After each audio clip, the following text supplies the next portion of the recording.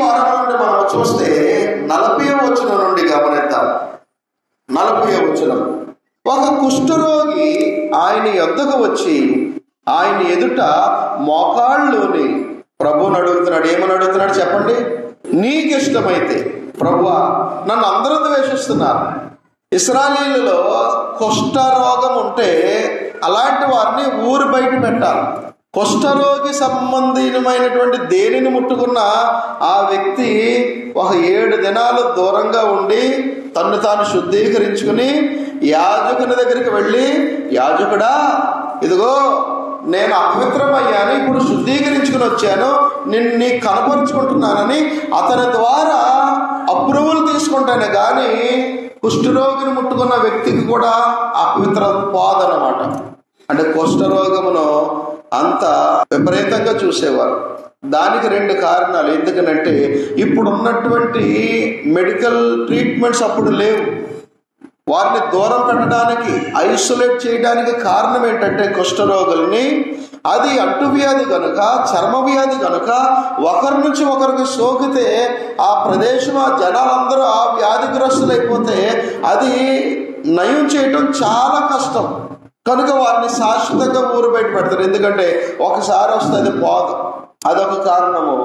రెండవది, కుష్ఠరోగం ఎందుకు వస్తుందనంటే కుష్ఠరోగము చర్మం మీద, శరీరం మీద కనబడిచేమో కానీ అది కృంగదీసేది శరీరాన్నే కాదు, ఒక మనిషిని యొక్క అంతరంగాన్ని కృంగదీస్తుంది. ఎందుకంటే అతడు అవమాన భారంతో ఉంటాడు.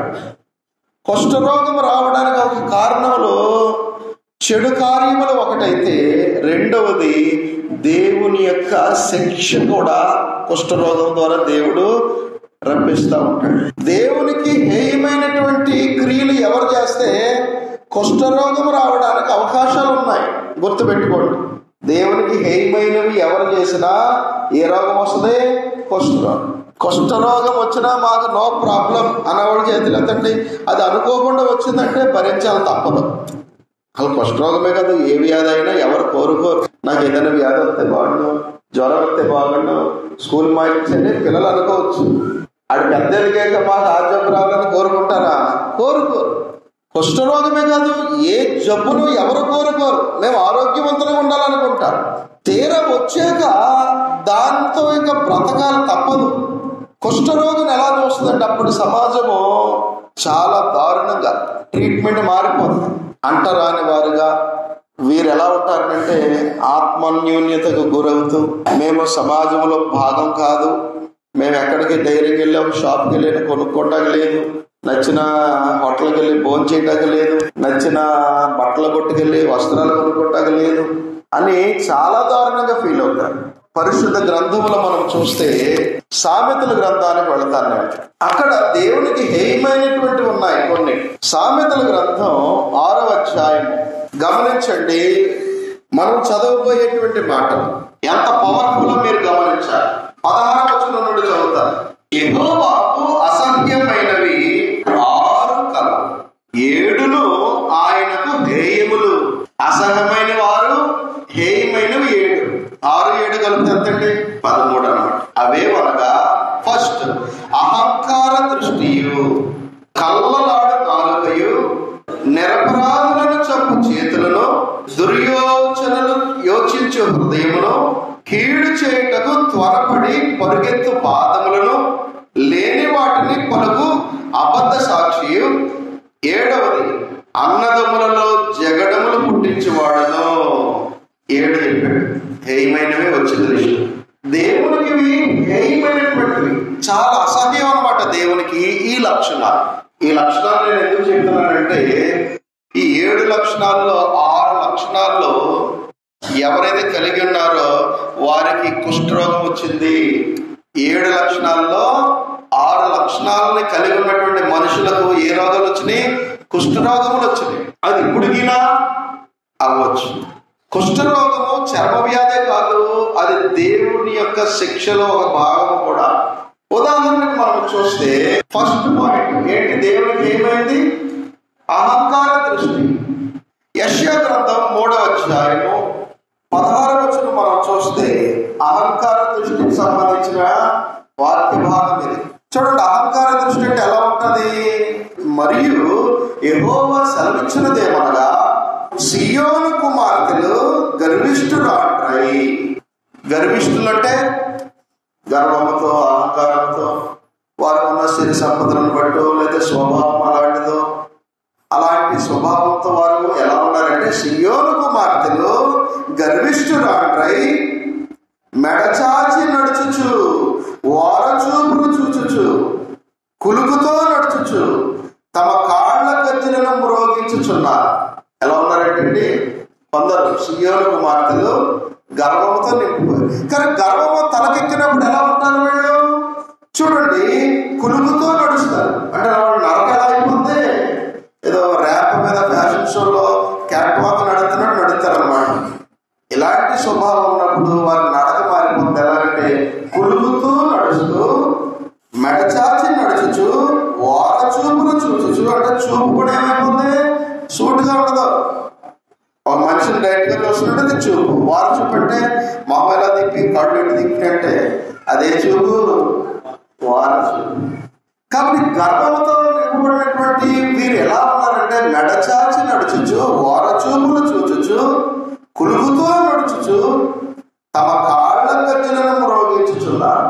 కాళ్ళ గజ్జలు అంటే పట్టీలు కూడా సౌండ్లు వస్తాయి కదండి. గజ్జలు కూడా ఉంటాయి. గజ్జలు నాట్యమాడు, గజ్జలు పెట్టు అంటే అవి ఏంటి? ఆ సౌండ్ చేయడం ద్వారా ఎదుటి వారి అటెన్షన్ నా మీద ఉండాలని తిప్పుకోవడమే. తమ కాళ్ళ గజ్జలు మోగిస్తూ ఉంటారట. అందుకని అది దేవునికి నచ్చదు. సామెతలో చూసాం, దేవునికి హేయమైనటువంటి వాటిల్లో 7 ఒకటేంటి? అహంకార దృష్టి. ఈ 4 మాటలు కూడా అహంకార దృష్టిని కనపరిచేటువంటి పద్ధతులే. కాబట్టి చూడండి 17లో, ప్రభువు సీమోను కుమార్తెల నడినెత్తిని బోర్డు చేయబోతున్నాడు. బోర్డు చేస్తాడట. ఇంకా అదంతా చదువుకుంటూ వచ్చేస్తే 24వ వచ్చినప్పుడు చెప్తున్నాడు, అప్పుడు పరిమళ ద్రవ్యమునకు ప్రతిగా మురుగుడును. పరిమళ ద్రవ్యాలు అవసరమే, కానీ అదే పరిమళ ద్రవ్యాల స్థానంలో దేవుడు ఏమైపోతున్నాడంటే మురుగుడు. మురుగుడు అంటే డ్రైనేజ్ కాలంలో ఉండేటువంటి నీళ్లని నీకు ఇస్తాను. నీ బాటిల్ ఇంకా పెర్ఫ్యూమ్ రాదు, దాని బదులు డ్రైనేజ్ పంపుని ఇస్తాను అంటున్నాడు. ఏ దేవునికి ఎంత చిరాకు ఎందుకు వచ్చింది? పరిమళ ద్రవ్యాలంటే దేవునికి చిరాగా? అది కాదు, అవి వాడేవారి మనసులో చెడిపోయినాయి కనుక దేవునికి అది ఇష్టం లేదు. కానీ దానికి సూచనగా పరిమళ ద్రవ్యానికి బదులు ఏమిస్తాడట? మురుగుడును, నడికట్టుకు ప్రతిగా తాడును, అల్లిన జడకు ప్రతిగా బోడితలను. ఇక్కడ దేవుడు అంటున్నాడు, నువ్వు నీ జడలే గొప్ప అనుకున్నావు కదా, అయితే ఇప్పుడు ఏం చేస్తాను తెలుసా? నీ గర్వాన్ని బట్టి బోడితలు నడిపించేస్తాను. కనుక అహంకార దృష్టి ద్వారా కూడా దేవుడు కొన్ని రకాలైనటువంటి శిక్షణ ఇస్తాడు. అందులో ఇదిగో ఇవన్నీ ఉన్నాయి. ప్రశస్తమైన వస్త్రములకు ప్రతిగా గోనె పట్టయు, అందమునకు ప్రతిగా వాతయు ఉండును. రెండవది మరలా వచ్చేది అహంకార దృష్టి తర్వాత ఏంటంటే, రెండవది కళ్ళలాడు నాలుక. కళ్ళలాడే నాలుక అంటే, కళ్ళలాడే నాలుక అంటే నోరు తిన్నగా ఉండదు. ఏదో ఒక చాడీలు, ఏదో ఒక చెడ్డ మాట పలుకుతాయి కానీ, ఏదో సొలుగుతూ ఉంటాయి కానీ నిద్ర పడుతుంది అనమాట.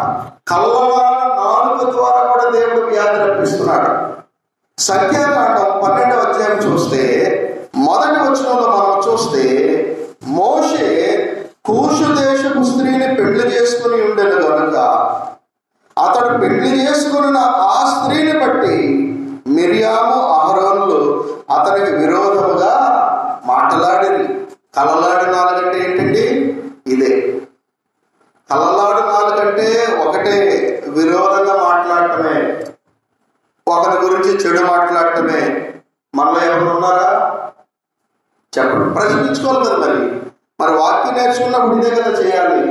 మనం ఎవరికైనా తెలుసో తెలియకో విరోధంగా మాట్లాడుతూ ద్వేషాన్ని పెంచుతున్నామా? ఒక వ్యక్తి యొక్క గుణలక్షణాలని, క్యారెక్టర్ని మనము బద్నాం చేస్తున్నామా తెలిసి? దానినే ఏ నాలుగు అంటారు తెలుసండి? కళ్ళలాడు నాలుగు. మోషే ఏ పాపము చేయలేదు, కానీ మనుషులలో కొన్ని చేసుకోవాలి, మా బంధువులనే చేసుకోవాలి, మా మతంలోనే చేసుకోవాలి, లేదంటే మేము వినేస్తాం అనేటువంటి సమాజం ఉంది. క్రైస్తవులు కదా తగదు. మోషే కూషు దేశం స్త్రీలు చేసుకున్నాడు. కూషు దేశం అంటే ఇథియోపియా, వారు ఆఫ్రికా ఖండస్తులు, వారు నల్లగా ఉంటారు. మోషే ఎలా అంటాడు చెప్పండి? అందగాడు. మోషే చాలా అందగాడు. అలాంటి ఆయన మా జాతి కాదు, మా మతం కాదు, అన్య స్త్రీ, ఈవిడ చేసుకుంటాడా అని అనుకున్నారు. అలా అనుకోవడం తప్పలేదు. ఎందుకంటే దేవుడే చెప్పాడు ఇశ్రాయేలులో మీలో మీరు చేసుకోవాలి కానీ అన్యులను వద్దన్నాడు. మరి మోషే ఏం చేసుకున్నాడు? కూషు దేశం స్త్రీని చేసుకున్నాడు. అంటే ఇప్పుడు అన్యురాలను కాదు, వీరితో పాటు వారు కూడా కలిసి ప్రయాణంలో ఉన్నటువంటి వారు. ఎందుకంటే వీరు ఊరు దాటి అరణ్యంలో ప్రయాణంలో ఎదురైనటువంటి వారు. వీరితో సహవాసం చేస్తున్న ఒక ఆవిడ నల్లగా ఉంటుంది.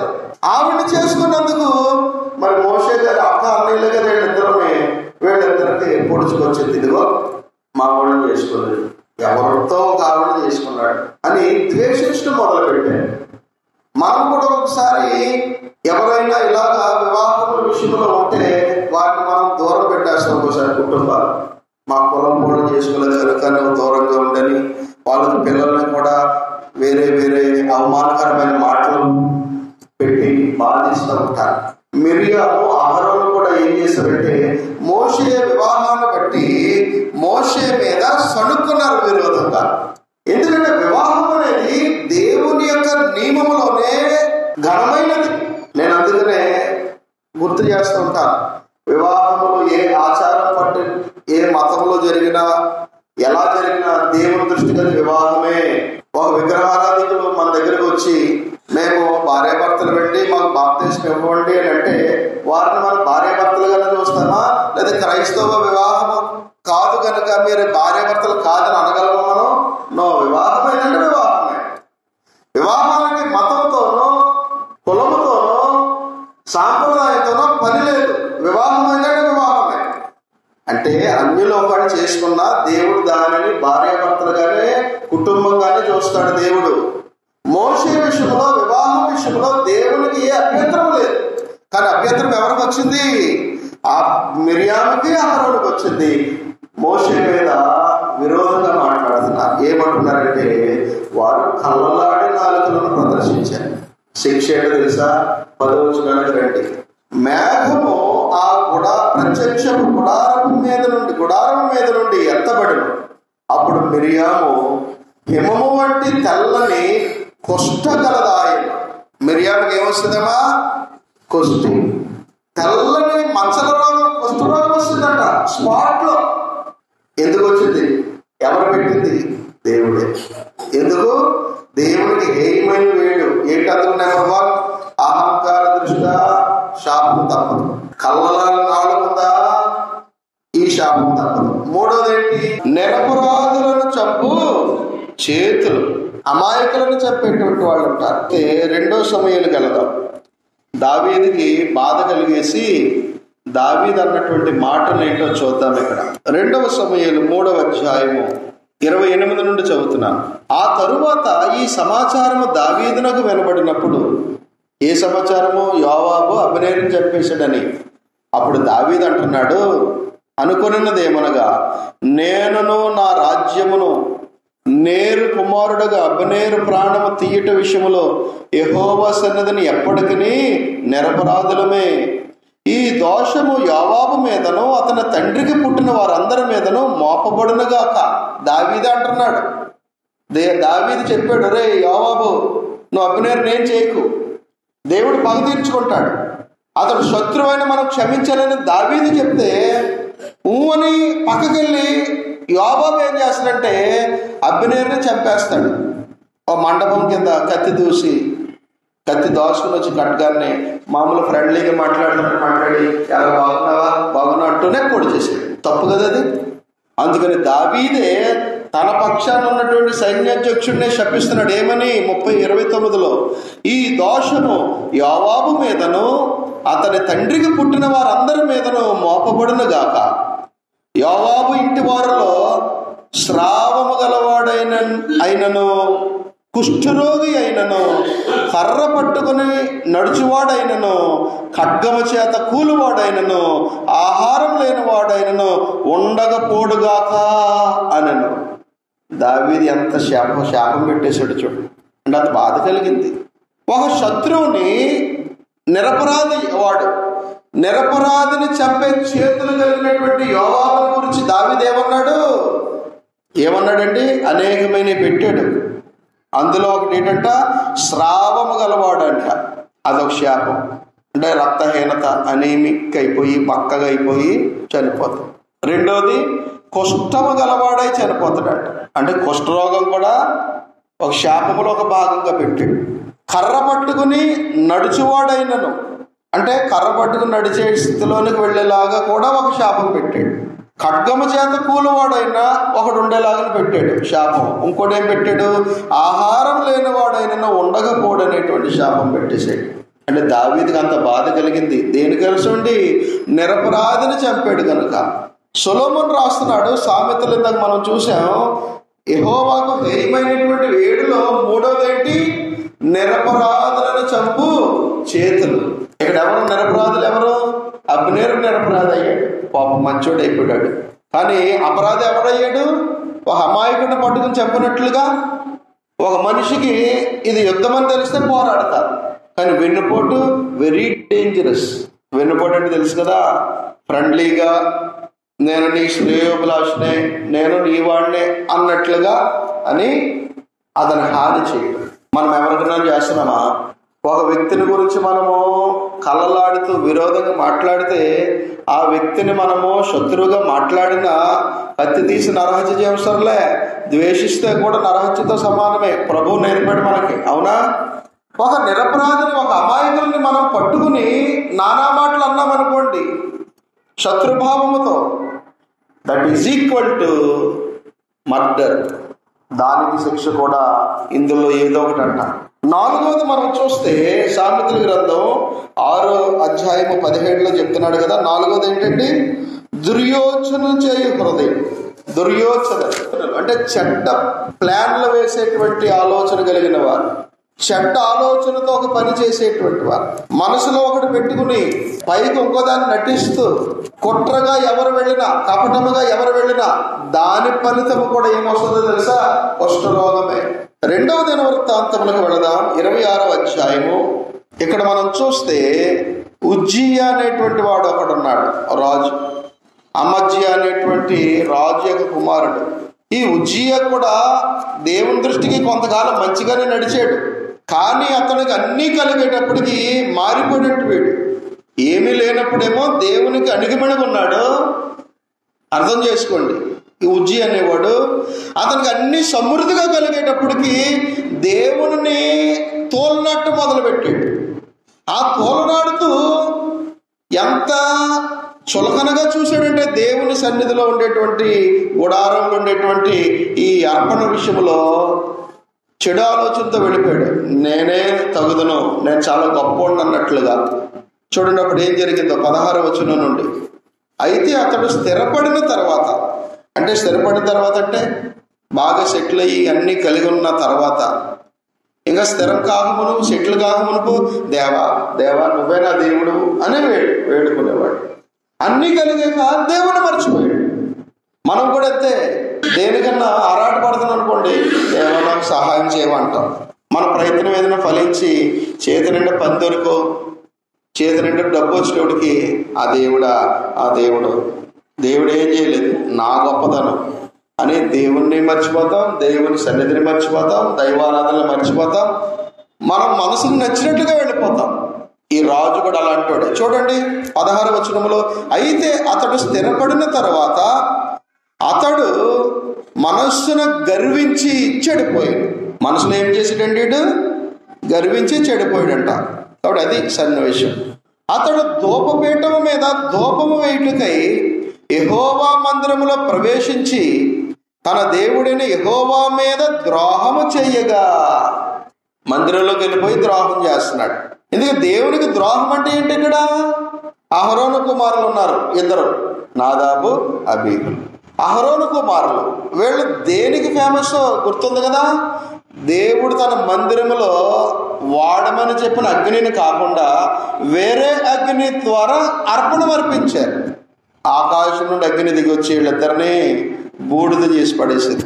అంటే దేవుడు చెప్పిన పద్ధతిలో కాకుండా వేరేగా చేస్తే అదేం చేసినట్టు? దేవునికి విరోధముగా ద్రోహం చేసినట్టు. ఈ ఉజ్జియా కూడా ఏం చేస్తున్నాడంటే దేవునికి ద్రోహం చేసినట్టు. అంటే ఏం చేశాడు చెప్పండి? దేవుని మందిరంలోనికి యాజకులు మాత్రమే వెళ్ళాలి, ఇతడు వెళ్ళకూడదు. పరిశుద్ధ స్థలంలోనికి, ఆవరణంలోనికి అందరూ రావచ్చు, కానీ పరిశుద్ధ స్థలంలోనికి, అతి పరిశుద్ధ స్థలంలోనికి లేవి వంశస్థుల్లోని ప్రధాన యాజకుడే అతి పరిశుద్ధ స్థలంలోనికి వెళ్ళాలి. యాజకులు మాత్రమే పరిశుద్ధ స్థలంలో ఉండాలి. తెలుసు కదా మీకు? ఈ ఉజ్జియా ఏం చేసినట్టే, ఇతడు యూదుడై ఉండి రాజై ఉండి అతడు స్థిరపడిన తర్వాత దేవుని మీద ద్రోహం చేశాడు. ఎందుకంటే ఇంకా దేవుడు లేదు, ఏమీ లేదు అనేటువంటి అహంకారం వస్తుంది మైండ్లోనికి. అప్పుడు చూడండి 17లో, ఈ యాజకుడైన అజర్యాయు అతనితో కూడా ధైర్యవంతులైన యెహోవా యాజకులు 80 మంది అతని వెంబడి లోపలికి పోయిరి. వారు అంటున్నారు, వారు రాజైన ఉజ్జియాను ఎదిరించి, చూడండి యాజకులు రాజునే ఎదిరించారు. దేవుని సబ్జెక్ట్ వచ్చేటప్పటికి ఒక యాజకుడి ముందు రాజు కూడా చిన్నోడే. దేవుని సంఘములో ఒక దేవుని బిడ్డ కంటే బయట రాజులు గొప్పోళ్ళు కాదు. ఎందుకంటే మనము దేవుని దృష్టికి ఎలాంటి వాళ్ళము? రాజులైన యాజక సమూహం. మనం రాజు యాజకుడిని ఇక్కడ సమానం చేశాడు. దేవుని సన్నిధిలో ఒక యాజకుడు బయట రాజు కంటే గొప్పవాడు, తెలుసా? కనుకనే ఈ యాజకులు 80 మంది ఉజ్జియాతో పాటు మందిరంలోకి వెళ్ళిపోయి అక్కడ ఆయన నాపి ఎదిరించారంట ధైర్యంతో. ఎదిరించి ఏం చేస్తున్నారు? 18 ఉజ్జియా అసలు మిగిలినప్పుడు ఏమంటారు వీళ్ళు? రాజా, నా ఏలినవాడా అంటారు. కానీ ఇప్పుడు ఏమంటున్నారు? స్వరం మారింది. ఉజ్జియా యెహోవాకు ధూపం వేయుటకై ప్రతిష్ఠించబడిన అహరోను సంతతి వారైన యాజకుల పనియే గాని నీ పని కాదు. పరిశుద్ధ స్థలములో నుండి బయటికి పొమ్ము. చూసారు, బయటికి పో రాజా, నీవు ద్రోహము చేసి ఉన్నావు దేవుడిని యెహోవా సన్నిధిని, ఇది నీకు ఘనత కలుగ చెయ్యదు అని చెప్పగా ఉజ్జియా ఏం చేశాడండి? దుర్యోచన చేయు మనుషుడు కూడా కుష్ఠరోగానికి గురవుతాడు. చూడండి, ఉజ్జియా ధూపం వేయుటకు ధూపార్తిని చేత పట్టుకుని, అంటే వీళ్ళు చెప్పినా గాని మాట వినకుండా రౌద్రుడై యాజకుల మీద కోపము చూపాను. అది యెహోవా మందిరములో ధూపపీఠము ప్రక్కన అతడు ఉండగా యాజకులు చూచుచూనే ఉన్నప్పుడు అతని నొసట ఏం పుట్టింది? కుష్ఠరోగము పుట్టింది. ఉజ్జియా కూడా శాపం కొని తెచ్చుకున్నాడు. ఏమొచ్చిందమ్మా? అతని నొసట మీద కుష్ఠము పుట్టిందంటే అర్థం మొదలైంది అనమాట. అంటే కొంతకాలానికే ఒళ్ళంతా బాగుతుంది, చనిపోతాడు. మీరు ఇంకా క్రిందకి చదవండి, ఇంటికి వెళ్ళాక అతడు కుష్ఠరోగంతో ప్రాణం విడిచేస్తాడు. ఎందుకని? దుర్యోచనం చేశాడు కనుక, దేవుని మీదే తిరుగుబాటు చేసే మనసును వ్యక్తపరిచాడు కనుక, దేవుని నియమమునకు విరుద్ధంగా నిర్భీతిగా నడిచాడు కనుక, నాకేంటి భయం, దేవుడు ఏమవదు, నేను చేసిందే గొప్ప అనుకున్నాడు కనుక, దేవునికి హేయమైన ఏడిట్లో ప్రతి దానికి రిజల్ట్ ఏమొస్తుందండి? కుష్ఠరోగం వస్తుంది. గమనించండి. 5వది ఉంది. 5వది ఏంటి? సామెతల్లో కీడు చేయుటకు త్వరపడి పరిగెత్తు పాదములు. కీడు చేయడానికి పరిగెత్తిన పాదాలంట. రాజులు 2వ గ్రంథం 2వ రాజులు 5వ అధ్యాయం. నయమాన్ అనేవాడు ఉన్నాడు, పాపం ఆయనకి కుష్ఠరోగం. ఏదైనా కుష్ఠరోగం తగ్గించుకోవడానికి ఇశ్రాయేల్ దేశం నుంచి పరిగెత్తిగా వచ్చినటువంటి ఒక దాసి వాళ్ళ అమ్మగారితో, అమ్మా మా దేశంలో ప్రవక్త దగ్గరికి వెళ్తే అతడు స్వస్థపరచగలడు అని చెప్పింది. వెళ్ళాడు నమ్మి. ఆయన ఏమన్నాడు? ఆయన బయటికి రాకుండా అతను అసిస్టెంట్ ఒకడు ఉన్నాడు. ఎవడండి ఆయన? గెహజీతో యోర్దాను నదులు 7 మార్లు మునుగమని తగ్గిపోద్దని చెప్పాడు. ఏమా ఐగుప్తులు ఎంతకంటే గొప్ప నదులు లేవేంటి, మేము ఈ నదిలోనే మొదలుగాని అనుకున్నాడు. అయితే అంత పక్కన ఉన్న వాళ్ళు, రాజా ఎలాగంత దూరం వచ్చాం కదా, పుట్టిన వెళ్ళిపోయి కంటే ఆయన చెప్పినట్టుగా 7 సార్లు మునిగి వెళ్ళిపోతే మనసు మార్చుకుని మునిగాడండి. 6 సార్లు మునిగినా ఏం నయమవ్వంది. 7వసారి మునిగితే నిజముగా కుష్ఠరోగము పోయి పసిపిల్లవాడిని దేహం వల్ల అయిపోయాడు నయమాను. ఎంత ముచ్చట పడిపోయాడు. కృతజ్ఞతగా నేను ఎన్నో కానుకలు ఇస్తానని బంగారము, వెండి, కొన్ని మణుగులు బళ్ళు మీద ప్రవక్తకి ఇస్తా ఉంటే ప్రవక్త ఏం చేస్తాడంటే, నేను ఈ ఆశించి చేయలే, నువ్వు వెళ్ళిపో, నిజ దేవుడు ఎవరవుతున్నాడో తెలుసుకున్నావు కదా, ఆ దేవుని బట్టి బతుకు, నాకు అవి అవసరం లేదని చెప్పాడు ఎలీషా.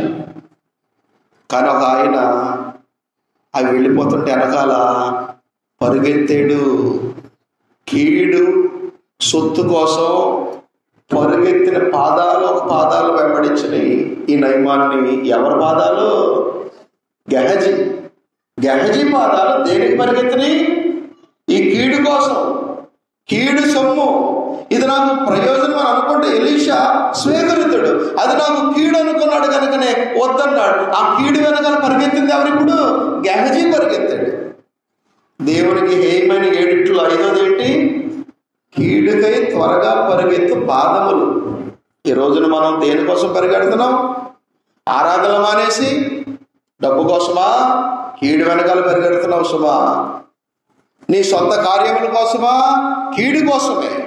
కీడు కోసం పరిగెత్తిన గెహజీ ఏమయ్యాడు చూడండి. 5వ అధ్యాయం 20వ వచనములో, అంతటి దైవజనుడైన ఎలీషాకు సేవకుడకు గెహజీ సిరియనుడైన ఈ నయమానును తీసుకుని వచ్చిన వాటిని అంగీకరించుటకు నా యజమానునికి మనస్సు లేకపోయిన గాని యెహోవా జీవముతోడు నేను పరుగెత్తుకుని పోయి అతనిని కలుసుకొని అతని యొద్ద ఏదైనా తీసుకుందని అనుకుని నయమానును కలుసుకున్నట్టుగా పోవచ్చుండగా, నయమాను తన వెనక నుండి పరుగున వచ్చుచున్న వారిని చూచి తన రథము మీద నుండి దిగి వారిని ఎదుర్కొని క్షేమమా అని అడిగాడు.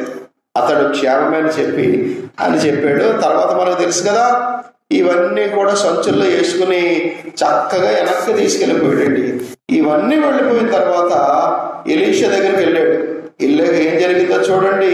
26.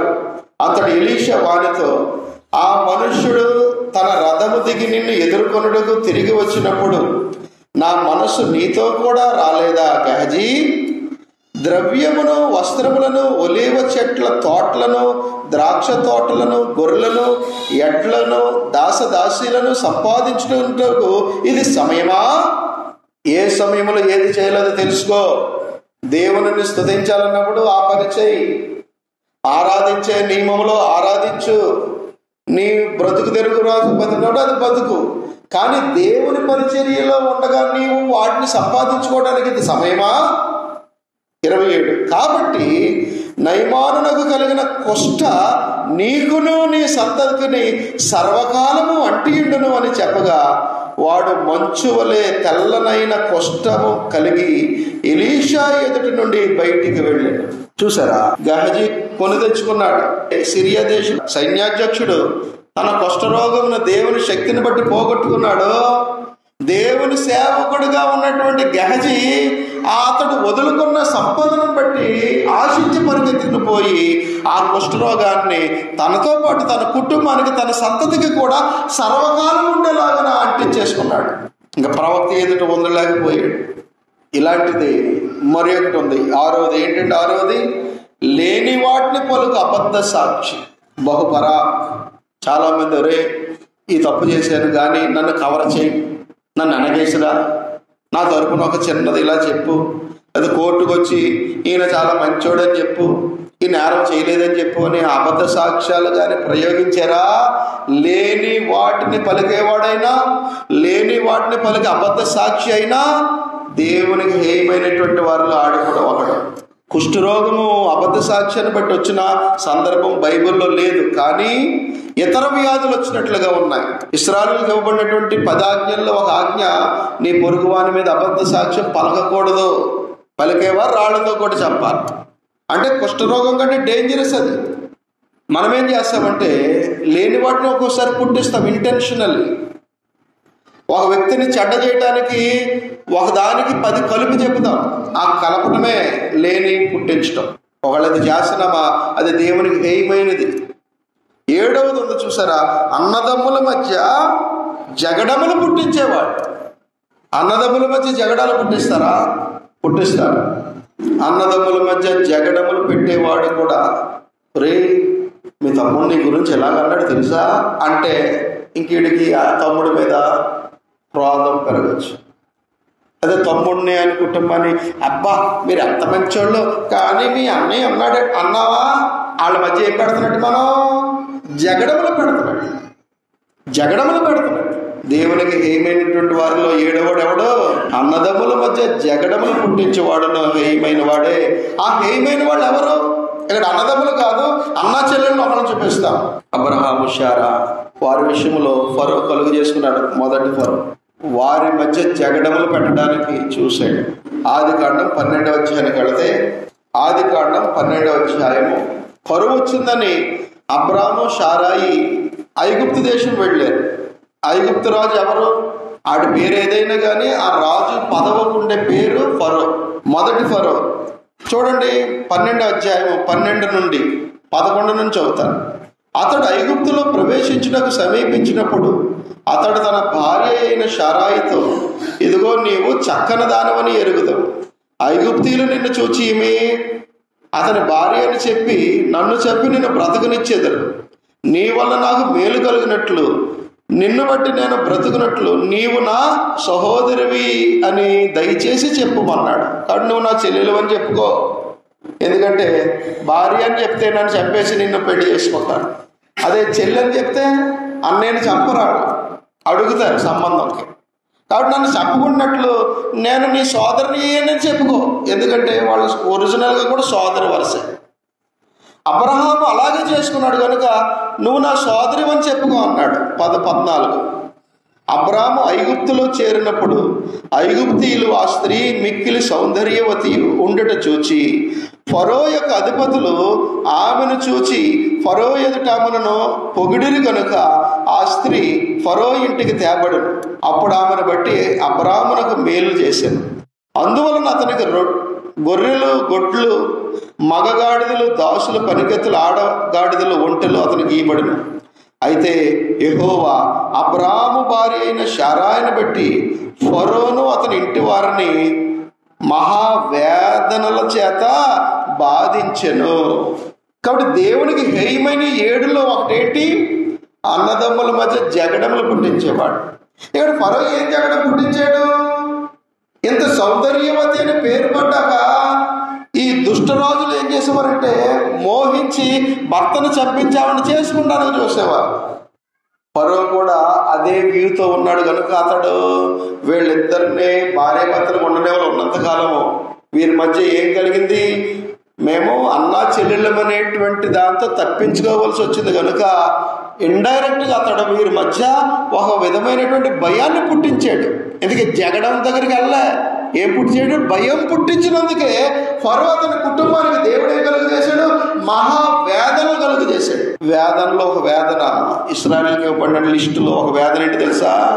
తెల్ల మచ్చల రోగము, కుష్ఠ రోగము, ఇవన్నీ వేదనలో ఒక భాగం. అది మోషే చెప్తాడు తర్వాత ద్వితీయోపదేశకాండంలో. కనుక ఫరో కుటుంబం కూడా దేవుని శాపాన్ని ఇలాగే పొందారు. ప్రియులారా, మనం ఇవి ఎందుకు నేర్చుకుంటున్నామనంటే కుష్ఠరోగం అంత భయంకరమైనది.